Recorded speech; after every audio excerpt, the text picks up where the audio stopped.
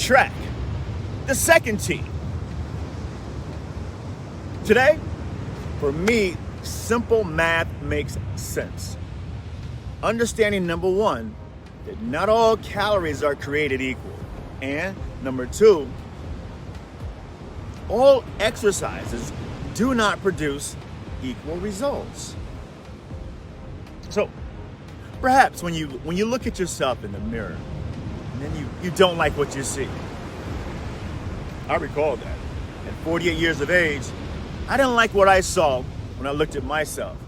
I was overweight, obese for my height. No longer this young kid with a high-speed metabolism that can eat anything. My body used it as fuel.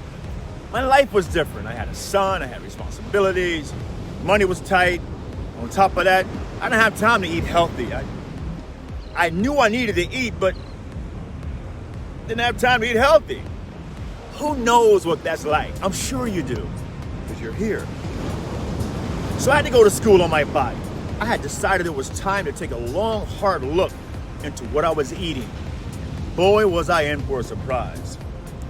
This is where I saw and learned the difference between carbs, fats, and proteins, and call them calories in.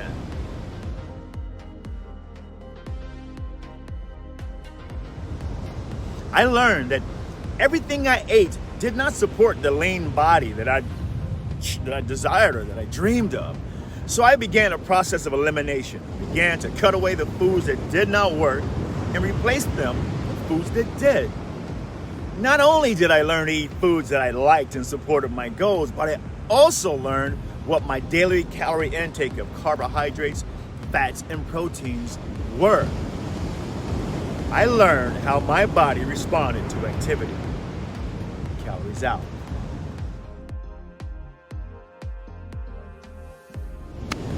For example, let's look at you sitting behind the steering wheel of your car. Your instrument panel helps you to listen to your car and to respond to its needs. Well, I needed to learn how to listen to my body so I could respond to its needs. A proper heart rate monitor helped me with that. Some monitors are more effective and efficient than others for this task, so choose wisely.